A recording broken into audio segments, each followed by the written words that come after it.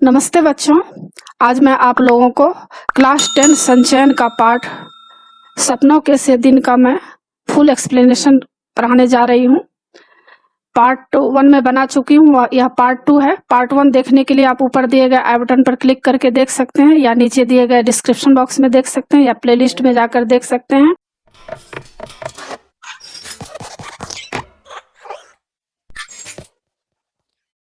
बच्चों, क्लास 9 और क्लास 10 क्षितिज, कृतिका, स्पर्श, संचयन, इन सभी पुस्तकों के सारे चैप्टर्स का इंपॉर्टेंट क्वेश्चन एंड आंसर का पीडीएफ को डाउनलोड करने के लिए और क्लास 9 और क्लास 10 का टेक्स्ट बुक का पीडीएफ फाइल डाउनलोड करने के लिए आप इस वीडियो के डिस्क्रिप्शन में दिए गए प्रोसेस को फॉलो करके आसानी से पीडीएफ फाइल डाउनलोड कर सकते हैं।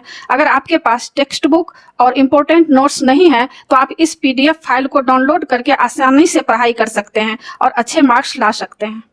और क्लास 9, क्लास 10, कृतिका, क्षितिज, स्पर्श, संचयन, इसका मैं सारा वीडियो बना चुकी हूँ। व्याकरण भी बना चुकी हूँ, उसको भी आप ऊपर दिए गए आई बटन पर देख सकते हैं, या डिस्क्रिप्शन में देख सकते हैं, या प्लेलिस्ट में देख सकते हैं। और बच्चों, ये पार्ट 2 है।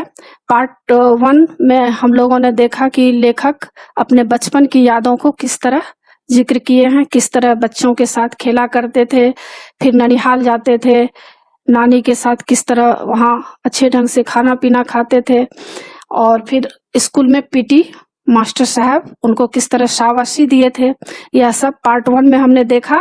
और बच्चों, पार्ट 2 में हम लोग जानते हैं कि लेखक आगे क्या बताना चाहते हैं।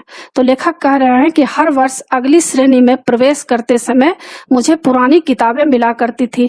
और लेखक बता रहे हैं कि लेखक कभी भी नए किताब से नहीं पढ़ पाए, क्योंकि उनसे जो पहले बच्चे आगे पढ़ लिया करते थे तो उनका पुराना बुक इनको मिल जाया करते थे। तो हमारे हेडमास्टर शर्मा जी एक लड़के को उसके घर पढ़ाया जाया करते थे। वे धनाढ़ लोग थे और हेडमास्टर साहब जहाँ पढ़ाने जाते थे एक धनी बच्चे को, तो उनसे ही किताब लेकर इनको दे दिया करते थे। उनका लड़का मुझसे 1-2 साल बड़ा होने के कारण मेरे एक श्रेणी आगे रहा। हर साल अप्रैल में जब पढ़ाई का नया साल आरंभ होता तो शर्मा जी उसकी 1 साल पुरानी पुस्तकें ले आते थे। और लेखक क्या करते थे? लेखक को हेडमास्टर साहब जी उन बच्चों, जो धनाढ़ एक बच्चे थे, उनको पढ़ाते थे। तो उनकी जो पढ़ाई का जो बुक होता था, क्योंकि वे अगली श्रेणी में चले जाते थे, तो लेखक के लिए पुरानी किताबें ले आया करते थे।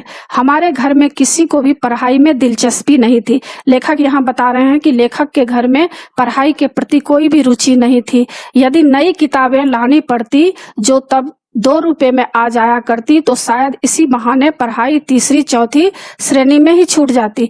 लेखक बता रहे हैं कि अगर लेखक के घर में नई किताबें खरीद कर पढ़ाना पड़ता, जो कि उस समय में 1-2 रुपए में ही आ जाता था, तो 1-2 रुपए भी उस समय बहुत हुआ करता था, और 1-2 रुपए भी घर में बहुत ही मुश्किल से मिला करता था। तो अगर यह पैसे, इतना भी पैसे देना पड़ता, तो उनकी पढ़ाई तीसरी चौथी श्रेणी में ही छूट जाती। लेकिन क्या हुआ? उनको पुरानी किताबें मिल जाती थी, इसलिए आगे की पढ़ाई वे जारी रख सके। कोई 7 साल स्कूल में रहा तो एक कारण पुरानी किताबें मिल जाना भी था। यानी यहाँ लेखक कह रहे हैं कि 7 साल जो ये स्कूल में पढ़ाई किए, उसका एक ही कारण था कि उनको पुरानी किताबें मिल जाया करती थी, और पुरानी किताबें कम पैसे में ही होती थी।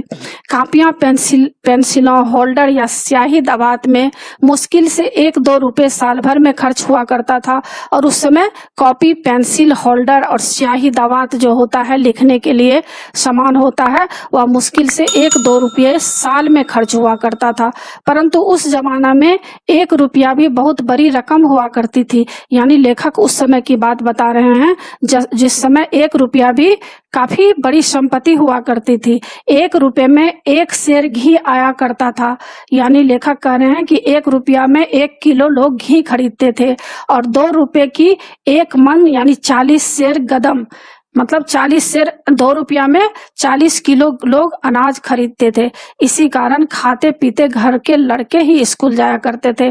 खाते पीते घर मतलब अमीर घर के बच्चे ही स्कूल जाया करते थे उस समय। हमारे 2 परिवार में मैं पहला लड़का था जो स्कूल जाने लगा था। यहाँ पर लेखक कह रहे हैं कि उनके परिवार में जो चाचा वगैरह थे, उनमें से ये एक ही लड़का थे जो स्कूल में पढ़ाई कर पाते थे, परंतु किसी भी नई श्रेणी में जाने का ऐसा चाव कभी महसूस नहीं हुआ जिसका जिक्र कुछ लड़के किया करते। यानी लेखक कह रहे हैं कि किसी भी नई श्रेणी यानी नई कक्षा में जाने का इच्छा कभी भी किसी को महसूस नहीं हुआ, कोई चर्चा भी इस बात पर नहीं करते थे। अजीब बात थी कि मुझे नई कॉपियों और पुरानी किताबों में से ऐसी गंध आने लगती कि मन बहुत उदास होने लगता था। और लेखक कह रहे हैं कि लेखक अपना इसमें कारण बताना चाह रहे हैं, क्योंकि स्कूल में बहुत मार पिटाई होती थी, तो उनको कॉपियों और किताबों से ऐसा स्मेल निकलता था, गंध जैसा उनको आता था और उनका मन उदास हो जाता था। इसका ठीक ठीक कारण तो कभी समझ में नहीं आया, परंतु जितनी भी मनोविज्ञान की जानकारी है, इस अरुचि का कारण यही समझ में आया कि आगे की श्रेणी की कुछ मुश्किल पढ़ाई और नए मास्टरों की मारपीट का भय ही कहीं भीतर जमकर बैठ गया था। यानी लेखक यहाँ कह रहे हैं कि यह ठीक ठीक लेखक को समझ में नहीं आया कि ऐसा उनके साथ क्यों होता है, लेकिन मनोविज्ञान की जो ये पढ़ाई किए थे, तो मनोविज्ञान की पढ़ाई के बाद उनको यह पता चला कि अरुचि यानी पढ़ाई में मन नहीं लगने का कारण क्या है।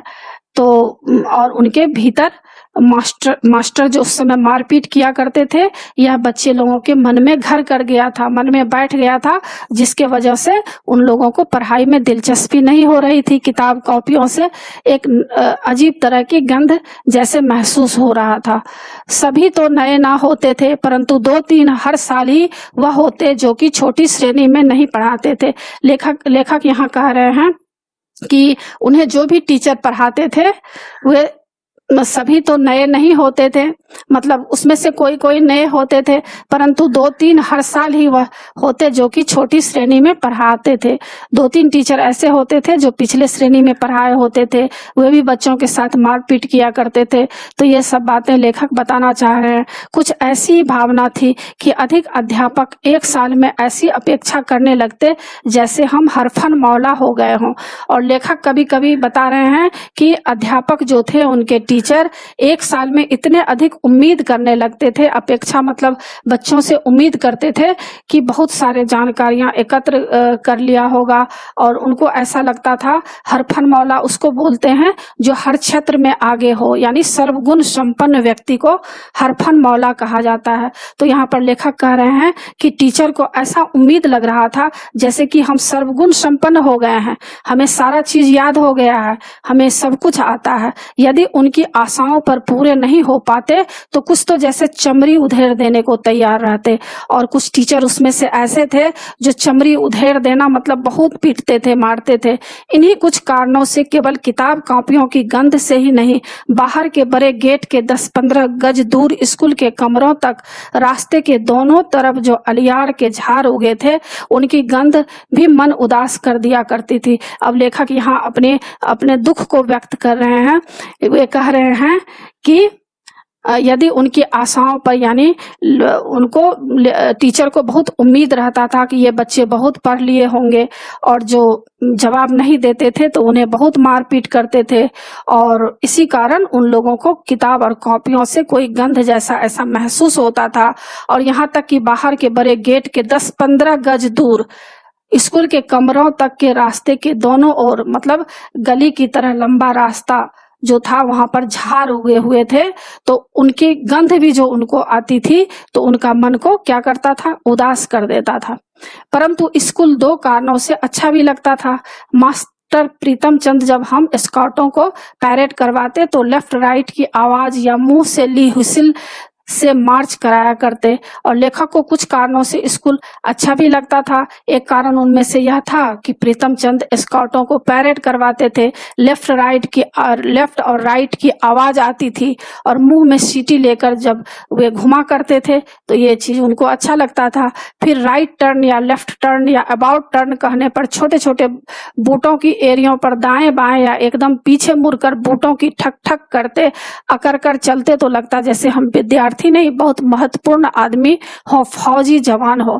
और लेखक यहाँ कह रहे हैं कि क्या करते थे, जब वे पैरेड करवाते थे तो राइट टर्न या लेफ्ट टर्न या अबाउट टर्न कहने पर छोटे छोटे जूतों की एरियों पर दाएं बाएं एकदम पीछे मुड़कर बूटों की तरह ठक ठक कर कर जब चलते थे घमंड के साथ, तो ऐसा लगता था कि बहुत बड़े फौजी आदमी बन गए हों। दूसरे विश्व युद्ध का समय था। अब लेखक यहाँ दूसरे विश्व युद्ध का जिक्र कर रहे हैं। उस समय क्या था, दूसरा विश्व युद्ध होने वाला था, परंतु हमारी नाभा रियासत का राजा अंग्रेजों ने 1923 में गिरफ्तार कर लिया गया था और तमिलनाडु में कोडाई कैनाल में ही जंग शुरू होने से पहले उनका देहांत हो गया। अब लेखक यहाँ दूसरे विश्व युद्ध का बात कर रहे हैं कि वहां पर क्या हो रहा था। हमारी नाभा रियासत का जो राजा था वह 1923 में गिरफ्तार कर लिया गया था और तमिलनाडु में कोडाई कैनाल एक जगह का नाम था। जंग वहां से ही शुरू होने वाला था, लेकिन क्या हुआ, उससे पहले ही उनका देहांत हो गया, यानी उनकी मृत्यु हो गई थी। उस राजा का बेटा कहते थे कि अभी विलायत में पढ़ रहा था और उनके राजा के जो लड़का था वह विदेश में पढ़ रहा था, इसलिए हमारे देसी रियासत में भी अंग्रेज की ही चलती थी।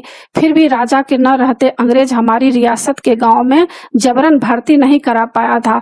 और लेखक उस समय का जिक्र कर रहे हैं कि उस समय अंग्रेज का शासन था और उस समय क्या था, जबरन भर्ती नहीं करा पाता था, मतलब जबरदस्ती किसी को फौज में भर्ती नहीं कराता था। लोगों को फौज में भर्ती करने के लिए जब कुछ अफसर आते तो उनके साथ कुछ नौटंकी वाला भी हुआ करता था और उस समय फौज में भर्ती करने के लिए कुछ अफसर आया करते थे, तो नौटंकी मतलब वहां पर कुछ नाटक करके वहां पर दिखाया जाता था। वे रात को खुले मैदान में शमियाना तान कर लोगों को फौज के सुख आराम बहादुरी के दृश्य दिखाकर आकर्षित किया करते थे और फौज में बहाल करने के लिए वे लोग क्या करते थे, एक नाटक किया करते थे और वहां पर एक तंबू लगा देते थे, शमियाना लगा देते थे और वहां फौज में क्या सुख मिलता है, सुविधा मिलता है और क्या बहादुरी करनी पड़ती है, यह सब नाटक करके वे लोग दृश्य दिखाते थे। तो इससे क्या होता था, वहां के जो लोग होते थे, युवक होते थे, उससे बहुत ही आकर्षित होते थे। उनका एक गाना अभी भी याद है, कुछ मस्खरे अजीब सी वर्दियां पहने और अच्छे बड़े फौजी बूट पहने गाया करते थे। और लेखक उस समय की बात याद करते हैं कि एक गाना भी याद है उनको और वहां पर कुछ हंसी मजाक करने वाली भी बात होती थी। अजीब सी वर्दियां पहने अच्छे बड़े फौजी बूट पहना गाया करते थे। कौन सा गाना गाते थे, भर्ती हो जा रे रंगरूट, भर्ती हो जा रे, अठे मिले से टूटे लीतर उठे मिलेंदे बूट, भर्ती हो जा रे रंगरूट, हो जा रे रंगरूट, अठे पहन सो फटे पुराने उठे मिलेंगे सूट। यानी इसमें सेना या पुलिस में नया भर्ती होने वाला व्यक्ति को रंगरूट कहा जाता है। तो वे लोग क्या कहते थे, भर्ती हो जा रे रंगरूट, ए रंगरूट सेना में तुम लोग भर्ती हो जाओ, भर्ती हो जा रे, उठे मतलब वहां मिलेंगे, उठे मतलब यहाँ, उठे का मतलब है यहाँ, मिले से टूटे लीतर मतलब टूटे पुराने खस्ता हाल जूते तुम पहने हो, उठे मतलब वहां मिलेंदे बूट, वहां तुमको अच्छे खासे बूट मिलेंगे, जूते मिलेंगे। भर्ती हो जा रे रंगरूट, तुम फौज में भर्ती हो जा रे रंगरूट, अठे पहन से फटे पुराने उठे मिलेंगे सूट। तुम यहाँ पर फटे पुराने सूट पहनते हो, कपड़े पहनते हो, लेकिन वहां तुम्हें अच्छे सूट मिलेंगे। तो क्या था, उस समय गरीबी बहुत थी, पैसे की कमी थी, तो लोग बहुत सारे प्रभावित हो गए थे इन गाने को सुनकर, उनके नाटक को देखकर, और बहुत सारे युवक जो थे वे फौज में भर्ती भी हो गए। एक कारण से भर्ती हुए कि उनको अच्छे सूट मिलेंगे, अच्छे जूते पहनने के लिए मिलेंगे। तो ऐसी गरीबी का यहाँ लेखक जिक्र किए हैं जो उस समय किसी को एक अच्छा कपड़ा भी नहीं मिलता था, ना अच्छा जूता मिलता था, ना अच्छा पहनने को कपड़ा मिलता था। तो लोग क्या किए, बहुत सारे फौज में भर्ती भी हो गए कि वहां जाने पे मुझे अच्छे जूते मिलेंगे, अच्छे कपड़े मिलेंगे। तो उस समय की ऐसी दशा लेखक बता रहे हैं। आगे कह रहे हैं, इन्हीं बातों से आकर्षित हो कुछ नौजवान भर्ती के लिए तैयार हो जाया करते थे। कभी कभी हमें भी महसूस होता कि हम भी फौजी जवानों से कम नहीं हैं। लेखक कह रहे हैं कि उन्हें भी लगता था कि वे फौजी जवान के जैसे हैं। धोबी की धुली वर्दी और पॉलिश किए बूट और जुराबों को पहने जब हम स्काउटिंग की पैरेड करने लगते तो लगता हम फौजी ही हैं। लेखक को भी ऐसा महसूस होता था कि हम भी फौजी ही हैं, क्योंकि उस समय वे पॉलिश किए हुए जूते पहनते थे, जुराब पहने रहते थे और धोबी के धुले हुए वर्दी पहने लगते थे, तो अपने आप को फौजी जैसा महसूस करते थे। मास्टर प्रीतम चंद को स्कूल के समय में भी कभी भी हमने मुस्कुराते या हंसते ना देखा। अब यहाँ प्रीतम चंद के स्वभाव का लेखक वर्णन कर रहे हैं। लेखक कह रहे हैं कि प्रीतम चंद को स्कूल के समय कभी मुस्कुराते या हंसते नहीं लोग देखा, बच्चे लोग नहीं देखते थे, क्योंकि वे काफी सख्त स्वभाव के थे। उनका ठिगना कद मतलब छोटा कद, दुबला पतला परंतु गठीला शरीर मतलब हष्ट पुष्ट शरीर, माता के दागों से भरा चेहरा और बाज सी तेज आंखें, खाकी वर्दी, चमड़े के चौड़े पंजों वाले बूट, सभी कुछ ही भयभीत करने वाला हुआ करता था। और बच्चे लोग जब उनका इस तरह का चेहरा देखते थे तो सारे बच्चे उनसे डर जाते थे। उनके बूटों की ऊंची एड़ियों के नीचे भी खुर्रियां लगी रहती थी, जैसे तांगे के घोड़े के पैरों में लगी रहती है। तांगे के घोड़ों के पैरों में एक खुर्री लगी होती है। वो खुर्री किस तरह की होती है? वो लोहे की होती है। इसी तरह उनके जूते के एड़ियों में लगा होता था। अगले हिस्से में पंजों के नीचे मोटे सिरों वाली कील ठुके होते थे। यदि वह सख्त जगह पर भी चलते तो खुरियों और किलियों के निशान वहां भी दिखाई देते थे। वहां पर चारों तरफ निशान जैसा हो जाता था। हम ध्यान से देखते, इतने बड़े और भारी बूट पहनने के बावजूद उनके टखनों में कहीं मोच तक नहीं आती थी, और वे इतने भारी भरकम जूते पहनते थे फिर भी उनके शरीर में मोच नहीं आती थी। उनको देखकर यदि घर वालों से बूटे की मांग करते तो माँ बाप यही कहते कि टखने टेढ़े हो जाएंगे, सारी उम्र सीधे नहीं चल पाओगे। और लेखक कह रहे हैं कि उनको देखकर हम लोगों के मन में भी ऐसा जूता पहनने का शौक हो जाता था। और जब हम माँ बाप से यह मांगते थे तो हमारे माँ पिता कहते थे कि इतने भारी भरकम जूते पहनोगे तो सारी उम्र क्या होगा, सीधे भी नहीं चल पाओगे, कमर टेढ़ी हो जाएगी। मास्टर प्रीतम चंद से हमारा डरना तो स्वाभाविक था, यानी प्राकृतिक था, परंतु हम उनसे नफरत भी करते थे। कारण तो उनका मारपीट था। हम सभी को जो मेरी उम्र के हैं वह दिन नहीं भूल पाया जिस दिन वह हमें चौथी श्रेणी में फारसी पढ़ाने लगे थे। लेखक यहाँ बता रहे हैं प्रीतम चंद के बारे में कि सारे बच्चे उनसे डरते थे और नफरत भी करते थे। और एक दिन की बात बता रहे हैं कि वे चौथी श्रेणी में फारसी पढ़ाने लगे थे। हमें उर्दू का तो तीसरी श्रेणी तक अच्छा अभ्यास हो गया था, परंतु फारसी तो अंग्रेजी से भी मुश्किल थी। अभी हमें पढ़ते एक सप्ताह भी नहीं हुआ होगा कि प्रीतम चंद ने हमें एक शब्द रूप याद करने को कहा और आदेश दिया कि कल इसी घंटी में जुबानी सुनेंगे। और लेखक यहाँ बता रहे हैं कि एक सप्ताह भी नहीं हुआ, प्रीतम चंद उनको शब्द रूप याद करने के लिए दे दिए और कहे कि यह शब्द रूप हम तुमसे ओरल सुनेंगे, मतलब हम तुमसे मौखिक रूप से यह पूछेंगे। हम सभी घर लौटकर रात देर तक उसी शब्द रूप को बार बार याद कर रहे थे, परंतु केवल 2-3 ही लड़के थे जिन्हें आधे या कुछ अधिक शब्द रूप याद हो पाया। लेखक कह रहे हैं कि सारे बच्चे जब घर लौटकर रात देर तक उस शब्द रूप को बार बार याद करने लगा तो इसमें से केवल 2-3 लड़के ही थे जिनको आधी या कुछ अधिक शब्द रूप याद हो पाया। दूसरे दिन बारी बारी सबको सुनाने के लिए कहा तो एक भी लड़का ना सुना पाया। तभी मास्टर जी गुर्राए, सभी कान पकड़ो। और क्या हुआ, तभी मास्टर जी प्रीतम चंद सबके ऊपर काफी गुस्से हो गए और चिल्लाए, गुर्राए और बोले कि कान पकड़ो। हमने झुककर टांगों के पीछे से बाह निकालकर कान पकड़े तो वह गुस्से से चीखे, पीठ ऊंची करो, और उनको मुर्गा जैसा बनाकर उनको पीठ ऊंची करने के लिए कहा। पीठ ऊंची करके कान पकड़ने से 3-4 मिनट में ही टांगों में जलन होने लगती है। मेरे जैसे कमजोर तो टांगों के थकने से कान पकड़े ही गिर पड़ते। जब तक मेरी और हरवंश की बारी आई तब तक हेडमास्टर जी अपने दफ्तर में आ चुके थे। अब लेखक बता रहे हैं कि किस तरह से वे सजा दे रहे थे। शब्द रूप को याद नहीं करने के बाद उनको मुर्गा जैसा बनाकर पीठ ऊंची करने के लिए कहा गया और ऐसा करा था वहां इस तरह का नियम था कि उनमें से कुछ ही बच्चे यह कर पाए थे और बहुत बच्चे कमजोर थे जो गिरने भी लगे थे। और जब हरवंश की बारी आई तब तक वहाँ क्या हुआ, हेडमास्टर शर्मा जी वहाँ पर पहुँच गए, अपने दफ्तर में आ चुके थे। जब हमें सजा दी जा रही थी तो कुछ समय पहले शर्मा जी स्कूल की पूरब की ओर बने सरकारी अस्पताल में डॉक्टर कपलास से मिलने गए थे। वह दफ्तर के सामने की ओर चले आए और उसी क्रम में क्या हुआ, शर्मा जी जो हेडमास्टर साहब थे वे ऑफिस की तरफ आ गए। आते ही जो कुछ उन्होंने देखा वह सहन नहीं कर पाया। शायद यह पहला अवसर था कि वह पीटी प्रेमचंद की उस बर्बरता को सहन न कर पाए और बहुत ही उत्तेजित हो गए।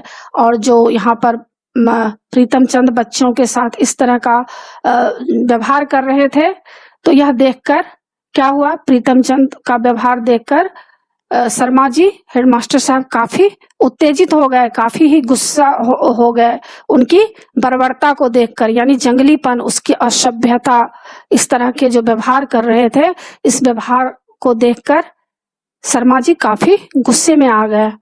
What are you doing?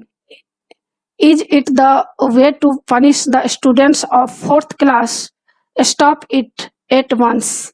यहाँ पर हेडमास्टर साहब कह रहे हैं कि व्हाट आर यू डूइंग, तुम क्या कर रहे हो? Is it the way to punish the student of 4th class? हमें तब अंग्रेजी नहीं आती थी क्योंकि उस समय 5वीं श्रेणी से अंग्रेजी पढ़ानी शुरू की जाती थी। यानी यहाँ पर हेडमास्टर साहब कह रहे हैं कि 4th क्लास के मतलब 4थे क्लास के बच्चे को इस तरह की जो तुम सजा दे रहे हो या तुम क्या कर रहे हो।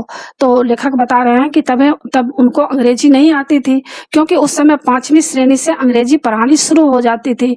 परंतु हमारे स्कूल के 7वीं 8वीं श्रेणी के लड़कों ने बताया कि शर्मा जी ने कहा था, क्या करते हैं, क्या 4थी श्रेणी को सजा देने का यह ढंग है? इसे फौरन बंद करो। शर्मा जी गुस्से से कांपते बरामदे में ही अपने दफ्तर में चले गए थे। फिर जब प्रीतमचंद कई दिन स्कूल नहीं आए तो यह बात सभी मास्टरों की जुबान पर थी। अब क्या हुआ, शर्मा जी काफी गुस्सा हो गए और काफी समय से शर्मा जी गुस्से से कांपते फिर क्या हुआ, अपने दफ्तर में चले गए। और फिर जब प्रीतमचंद कई दिन तक स्कूल नहीं आए तो यह बात सभी मास्टरों की जुबान पर थी कि हेडमास्टर साहब जी ने उन्हें मुअत्तल करके अपनी ओर से आदेश लिखकर मंजूरी के लिए हमारी रियासत की राजधानी नाभा भेज दिया है। यानी सारे जो वहां पर टीचर्स थे वे लोग कह रहे थे कि प्रीतमचंद को हेडमास्टर साहब जी ने मुअत्तल कर दिया है, यानी निकाल दिया गया है। यानी कहाँ भेज दिया गया है? रियासत की राजधानी नाभा भेज दिया है। वहाँ हरजीलाल नाम के महकमाए तालीम के डायरेक्टर थे जिनसे ऐसे आदेश की मंजूरी आवश्यक थी। यानी महकमाए तालीम यानी शिक्षा विभाग के डायरेक्टर जब तक आदेश नहीं देंगे तब तक वे स्कूल नहीं आ सकते हैं। उस दिन के बाद यह पता होते हुए भी पीटी प्रीतमचंद को जब तक नाभा से डायरेक्टर बहाल नहीं करेंगे तब तक वह स्कूल में कदम नहीं रख सकते। जब भी फारसी की घंटी बजती तो हमारी छाती धक धक करने लगती। यानी लेखक कह रहे हैं कि जब क्या होता था, फारसी का क्लास होता था तो उनको डर से, किसके, प्रीतमचंद के डर से छाती धक धक करने लगता था, यानी डर के मारे हुए कांपने लगते थे। परंतु जब तक मास्टर जी स्वयं या मास्टर नौहरिया राम जी कमरे में फारसी पढ़ाने न आते हमारे चेहरा मुरझाए रहते थे। और क्या होता था कि मास्टर नौहरिया जी कमरे में फारसी पढ़ाने के लिए आ जाते थे, तब तक उनका चेहरा, सारे बच्चे का चेहरा मुरझाया रहता था कि हो ना हो कहीं प्रीतमचंद आ जाए। फिर कई सप्ताह तक पीटी मास्टर स्कूल नहीं आए। पता चला कि बाजार में एक दुकान के ऊपर उन्होंने जो छोटी छोटी खिड़कियों वाला चौबारा किराए पर ले रखा था वहीं आराम से रह रहे थे। अब लेखक बताते हैं कि कई सप्ताह तक पीटी मास्टर स्कूल नहीं आया और पता चला कि बाजार में एक दुकान के ऊपर उन्होंने जो छोटी छोटी खिड़कियों वाला मतलब चौबारा, चारों ओर से खिड़कियों वाला एक दरवाजा वाला घर ले रखा है, वहां आराम से रह रहे थे। कुछ 7वीं 8वीं के विद्यार्थी हमें बताया करते थे कि उन्हें मुअत्तल होने की रत्ती भर भी चिंता नहीं थी। यानी उन्हें जो निकाला गया है उसकी थोड़ी सी भी उन्हें चिंता नहीं थी। पहले की तरह ही आराम से पिंजरे में रखे 2 तोतों को दिन में कई बार भिगोकर रखे बादामों की गिरियों का छिलका उतारकर उन्हें खिलाते, उनसे बातें कर रहे थे और वे 2 तोता को पाले हुए थे। वे आराम से दोनों तोता को बादाम की गिरी खिला रहे थे। 8वीं 9वीं क्लास की जो 7वीं क्लास की बच्चे थे, वे लोग बता रहे थे कि उनको कोई चिंता नहीं है। उनके वे तोते हमने भी कई बार देखे थे। हम उन बड़े लड़कों के साथ उनके चौबारे में गए थे, जो लड़के पीटी साहब के आदेश पर उनके घर काम करने जाया करते थे। तो पीटी मास्टर साहब के यहाँ कुछ बच्चे काम करने भी जाया करते थे, परंतु हमारे लिए यह चमत्कार ही था जो प्रीतम चंद बल्ला मार कर चमड़ी तक उधेड़ देते हुए अपने तोतों से मीठी मीठी बातें कैसे कर लेते थे। अब लेखक यहाँ बता रहे हैं कि यह बात उनको चमत्कार जैसे लग रहा था। आश्चर्यचकित हुए हो रहे थे कि जो प्रीतम चंद बल्ला मार कर मतलब डंडे मार कर दूसरे का चमड़ी भी उधेड़ देता है, यानी वे इतने क्रूर थे, इतने निर्दय थे, वे अपने तोतों को मीठी मीठी बातें तोतों के साथ कैसे कर लेते थे। लेखक को इस बात से आश्चर्य हो रहा है। क्या तोतों को उनकी दहकती भूरी आंखों से भय नहीं लगता था? और लेखक कह रहे हैं कि उनकी जो दहकती हुई आग के जैसे जलती हुई आंखें थी, क्या तोता को भी उससे डर नहीं लगता था? हमारी समझ में ऐसी बातें तब नहीं आ पाती थी, बस एक तरह इन्हें अलौकिक ही मानते थे। अब लेखक यहाँ बता रहे हैं कि हमें यह सब बातें समझ में नहीं आ पाती थी, कि यह सब हमें चमत्कार जैसे लग रहा था कि ऐसे लोग जो इतने निर्दयी थे और सबको डंडे मारते थे, पीटते थे, चमड़ी तक उधेड़ देते थे, वे व्यक्ति तोते से मीठी मीठी बातें कैसे कर सकता है। तो इसी के साथ बच्चों पाठ की समाप्ति हुई। आशा है आप लोग पाठ समझ गए होंगे और पार्ट 2 पार्ट 1 दोनों को अच्छी तरह से समझ लीजिएगा। और इसका मैं प्रश्न उत्तर भी बनाई हूँ, उसको भी आप लोग देख लीजिएगा। और बच्चों आप मेरे चैनल देवनागरी को जरूर सब्सक्राइब कीजिएगा और सब्सक्राइब के बगल में जो बेल आइकन बटन है उसे क्लिक कीजिएगा, लाइक कीजिएगा और शेयर कीजिएगा। कमेंट्स जरूर कीजिएगा कि आपको यह पाठ कैसा लगा। नए पाठ के साथ फिर मैं मिलूंगी। धन्यवाद बच्चों।